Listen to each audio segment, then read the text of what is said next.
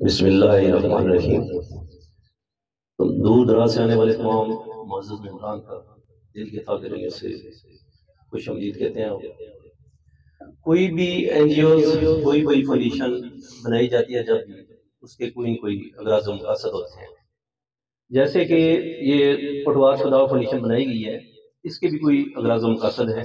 اس کو کیسے بنایا گیا، اس کو بنانے میں کن کن لوگوں نے اپنا کلیدی کردار ادا کیا، ان کو خراج تحسین نہ پیش کروں تو میرے خیال میں کے ساتھ زیادتی ہوگی۔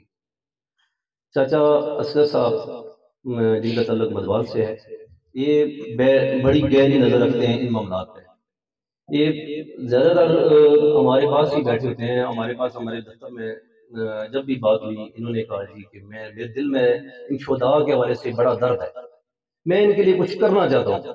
ہر بار جب بھی بات ہوئی انہوں نے کہا جی کہ میں کچھ کر دینا چاہتا ہوں، ایسا کام کروں کہ لوگوں کو یاد کرنے، یاد رکھنے میں بہت بڑا ایک کردار ادا کیا جائے، اور ان کی لواحقین کو جن کو مسائل درپیش ہوتے ہیں شہداء کے وجہ سے، ان کے مسائل کے حل کے لیے ہم کوئی ایسا پلیٹ فارم بنائیں جس پہ ہم لوگ کوئی کام کر سکیں۔ لیکن پریشان اس وجہ سے تھے کہ کوئی اس طرح کا ان کو نظر ہی نہیں آ رہا تھا کہ جس کو بھی کہتے تھے پتہ نہیں لوگ اس میں شامل ہونے سے ڈرتے تھے یا کوئی اس میں انوالومنٹ اپنی وہ ڈائریکٹ نہیں کرنا چاہتے تھے۔ خیر ان کو میں حوصلہ ہی دے سکتا تھا، کیا کہہ سکتا تھا۔ میں نے کہا جی انشاءاللہ آپ کی نیت اچھی ہے تو انشاءاللہ آپ ضرور کامیاب ہوں گے، ایک دن ضرور کامیاب ہوں گے۔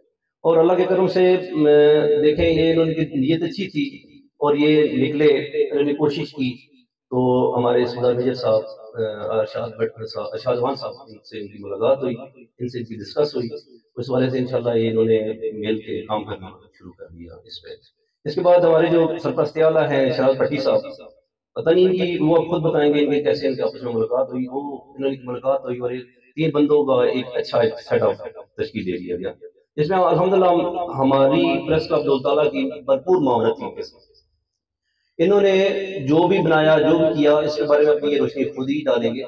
الحمدللہ ہمارے پریس کلب دولت تعالیٰ نے ان کے ساتھ مل کے ان کے ابھی رجسٹریشن کے مراحل کو بھی ہم تشکیل دیں گے، جس کی پٹوار شدہ فاؤنڈیشن گجر خان کو ہم رجسٹر بھی کرائیں گے۔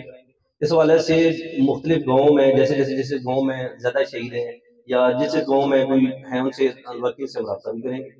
اس کے بعد آگے اس سسٹم کو روکیں گے انشاءاللہ۔